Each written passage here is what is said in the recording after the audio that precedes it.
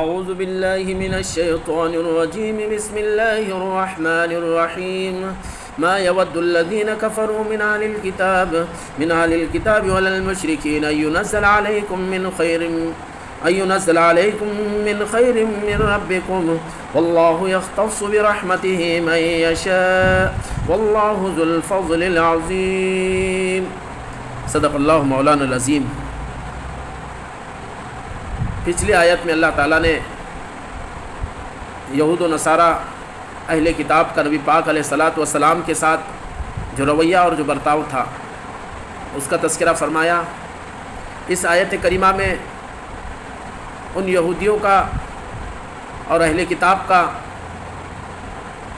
ایمان والوں کے ساتھ، مسلمانوں کے ساتھ ان کا کیا برتاؤ اور ان کا کیا سلوک رہا، ان کے سلسلے میں ان کی کیا سوچ اور کیا خیالات رہیں، اس کا تذکرہ فرمایا۔ اللہ تعالیٰ ارشاد فرماتے ہیں، آیت کا ترجمہ کچھ اس طرح ہے کہ اہل کتاب میں سے جو کافر ہیں وہ نہیں چاہتے ہیں اور نہ ہی مشرکین کہ تم پر تمہارے رب کی طرف سے کوئی بھلائی اترے۔ اللہ تعالیٰ ارشاد فرماتے ہیں، واللہ یختص برحمتہ من یشاء، اللہ تعالیٰ اپنی رحمت کے لیے جس کو چاہتا ہے خاص فرماتا ہے، اور اللہ تعالیٰ بڑے عظیم فضل والے ہیں۔ یہود و نصارہ جو حضور پاک علیہ الصلاۃ والسلام سے اس بنیاد پر حسد کرتے تھے کہ نبوت آخر کیسے منتقل ہو گئی بنی اسماعیل میں، اس پر ان کو حسد تھا۔ دوسری طرف ان یہودیوں اور ان مشرکوں کو مسلمانوں سے بھی حسد تھا، اور اس کی وجہ یہ تھی کہ وہ اپنے آپ کو اہل علم، مہذب اور دین کے علمبردار اور آسمانی کتابوں کے حامل قرار دیتے تھے، اور اس کے بالمقابل عرب والوں کو وہ امی یعنی ان پڑھ، ناخواندہ، جاہل، تہذیب و تمدن سے ناآشنا، جو پیچھے رہنے والے ہو، ایسے ان کو سمجھتے تھے۔ اب جب کہ آخری شریعت اور آخری دین کے وہ علمبردار بن گئے اور قرآن پاک جیسے عظیم کتاب کے وہ حامل ہو گئے، سید الانبیاء آخری نبی پاک علیہ الصلاۃ والسلام کے پیروکار وہ قرار پائے، تو اس پر ان کو حسد تھا، جلن تھا کہ آخر یہ قوم جو کبھی جہالت اور ناخواندگی کی علامت بن چکی تھی، وہ قوم آج کیسے اس نے عظیم مرتبے پر فائز ہو گئی۔ تو اس پر ان کو حسد تھا، ان کو جلن تھا، جس کا اللہ تعالیٰ نے یہاں پر اس آیت کریمہ میں تذکرہ فرمایا کہ اہل کتاب میں سے جو کافر ہے، اور ظاہر ہے کہ سبھی کافر تھے ان لوگوں کے علاوہ جنہوں نے اسلام قبول کیا، کہا کہ وہ کبھی نہیں چاہتے کہ تم پر تمہارے رب کی طرف سے کوئی بھلائی اترے، اور پھر ساتھ ہی ساتھ مشرکین کی عداوت جیسے مسلمان جانتے تھے، کہا کہ ان کو بھی تذکرہ فرما دیا کہ مشرکین بھی نہیں چاہتے کہ تمہارے رب کی طرف سے تم پر کوئی بھلائی اور خیر اترے۔ یہاں پر من خیرن سے کون سی خیر مراد ہے؟ تو اس سلسلے مفسرین نے کہا کہ من الوحی، یعنی وہ نہیں چاہتے کہ تم پر تمہارے رب کی طرف سے کوئی وحی آئے، یا پھر قرآن پاک مراد لیا گیا، یا پھر اللہ کی مدد مراد لی گئی۔ لیکن عام مفسرین نے یہ کہا کہ اس میں تمام ہی خیر اس سے مراد ہے، چاہے وہ قرآن پاک کی شکل میں ہو، وحی کی شکل میں ہو، اللہ کی مدد کی شکل میں ہو، یا پھر دنیاوی اعتبار سے جو بھلائیاں ہے، اخروی اعتبار سے جو بھلائیاں ہیں، وہ تمام اس میں شامل ہے۔ اور یہی زیادہ مناسب بھی معلوم ہوتا ہے کہ یہود و نصارہ اور اہل کتاب مشرکین وہ کبھی نہیں چاہتے تھے کہ مسلمانوں کو خیر ملے، نہ دنیاوی اعتبار سے خیر حاصل ہو، نہ آخرت کے اعتبار سے خیر ملے، یہ ان کی تمنا تھی۔ لیکن اللہ تعالیٰ فرماتے ہیں، واللہ یختص برحمتہ من یشاء، اللہ تعالیٰ اپنی رحمت کے لیے جس کو چاہتے ہیں خاص فرماتے ہیں۔ یہ اللہ کا قانون ہے۔ اللہ تعالیٰ ظاہر ہے کہ جو اخلاص کے ساتھ اور جو للہیت کے ساتھ سچے دل سے اللہ کی طرف متوجہ ہوگا، اللہ اس پر اپنا کرم فرمائے گا، اللہ اپنی رحمتوں میں اس کو شامل فرمائے گا، اللہ تعالیٰ ان کو انعامات سے نوازے گا، دنیا کی بھی بھلائیاں نصیب فرمائے گا، آخرت کی بھی بھلائیاں نصیب فرمائے گا۔ جیسا کہ اسی پارے میں آگے آ رہا ہے کہ قُلْ أَتُحَاجُّونَنَا فِي اللَّهِ وَهُوَ رَبُّنَا وَرَبُّكُمْ وَلَنَا أَعْمَالُنَا وَلَكُمْ أَعْمَالُكُمْ، ان سے کہا گیا کیا تم ہم سے کٹ حجتی کرتے ہو حجت بازی کرتے ہو، جبکہ اللہ کے ذات کے سلسلے میں، جبکہ وہی ہمارا بھی رب ہے اور تمہارا بھی رب ہے، ہمیں ہمارے اعمال کا بدلہ ملے گا اور تم کو تمہارے اعمال کا بدلہ ملے گا۔ وَنَحْنُ لَهُ مُخْلِصُونَ، اور ہم اس کے مخلص ہیں، یعنی جب ہم اس کے مخلص ٹھہریں گے تو اللہ کی طرف سے، اللہ سب کا رب ہے تو ظاہر ہے کہ جو اخلاص کے ساتھ اللہ کے دربار میں آئے گا، جو مخلص ہوگا اللہ اس کو نوازے گے، اور جو صرف جس کے پاس ظاہر پرستی ہوگی، صرف زبانی جمع خرچ ہوگا، اور جس کے پاس اخلاص سے جو خالی ہوگا، اللہ تعالیٰ اس کو محروم کرے گے، اللہ کے پاس وہ مردود قرار پائے گا۔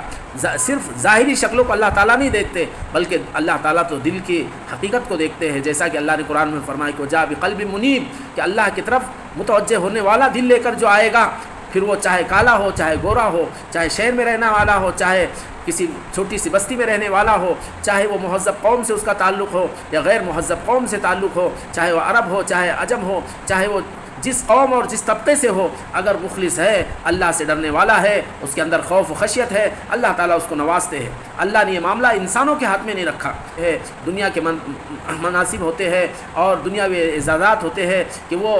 لوگوں کو ان کے حسب نسب کی بنیاد پر اور دنیاوی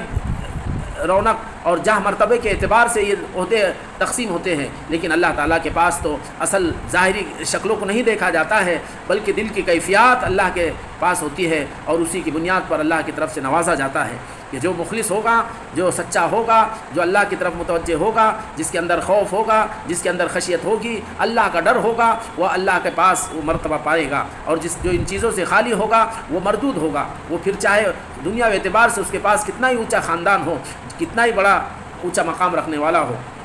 اللہ نے فرمایا کہ تلک الایام نداولها بین الناس، کہ اللہ تعالیٰ دینوں کو عدلتے بدلتے رہتے ہیں۔ بعض ایسے قبیلے، ایسے خاندان جو بظاہر وہ پیشوا کہلاتے ہو، یا بظاہر جو مہذب اور جو اپنے آپ کو دنیاوی منصبوں اور دنیاوی مرتبوں کے جو اپنے آپ کو مستحق سمجھتے ہو، اور ایسے خاندانوں کو اللہ تعالیٰ پیچھے کرتے ہیں، اور ایسے خاندانوں سے، ایسے قبیلوں سے افراد کو اونچے اٹھاتے ہیں جو بظاہر گمنام ہو، جس کا کوئی مقام نہ ہو، اور جو بظاہر جن کا کوئی مرتبہ نہ ہو۔ اللہ تعالیٰ ایسے لوگوں کو اٹھاتے ہیں۔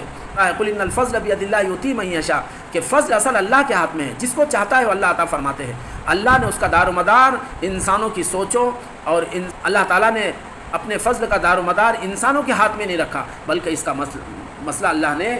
اپنے ہاتھ میں رکھا ہے۔ اگر انسانوں کے ہاتھ میں ہوتا تو کبھی بھی کسی معمولی خاندان یا کسی معمولی مقام کا رہنے والا، کوئی غریب اور یا کوئی ایسا شخص کہ جس کا کوئی مقام نہ ہو، وہ اونچے مقام پر نہیں پہنچتا، لیکن اللہ تعالیٰ وہ اس کے ہاتھ میں فضل ہے، وہ ایک معمولی خاندان کے فرد کو بھی اونچا مقام عطا کرتا ہے اور اونچے مقام والوں کو نیچے گراتا ہے۔ تو اللہ تعالیٰ نے یہ معاملہ رکھا ہے، یہ دنیا کا دستور چلا آیا ہے۔ معمولی درجے کی سمجھی جاتی تھی، جن کا کوئی مقام نہیں تھا، ایسے قبیلے کے افراد اللہ تعالیٰ نے اٹھایا۔ اسلام کی تاریخ بلکہ انسانی تاریخ کو دیکھتے چلے جائے کہ دنیا میں جو بڑی بڑی نامور شخصیتیں گزری ہے، اگر ان کا بیک گراؤنڈ دیکھا جائے، اگر ان کا خاندانی اعتبار سے اس کا مقام مرتبہ دیکھا جائے، یا دنیاوی اعتبار سے اس کا کوئی مقام مرتبہ نہیں رہتا، لیکن اللہ تعالیٰ ایسے خاندانوں اور ایسے مقامات سے افراد کو اونچا اٹھاتے ہیں۔ اور اللہ تعالیٰ نے قرآن پاک میں فرمایا کہ وہ تلک الایام نداولها بین الناس، کہ ہم دنوں کو عدلتے بدلتے رہتے ہیں۔ کبھی ایسا ہوا ہے کہ ایک خاندان جو کبھی اونچے مرتبے پر فائز تھا اور جن کا ایک رکھ رکھاؤ تھا، جس کا ایک مرتبہ تھا، جس کے افراد کی توتی بولتی تھی، لیکن دوسری نسل اور دوسری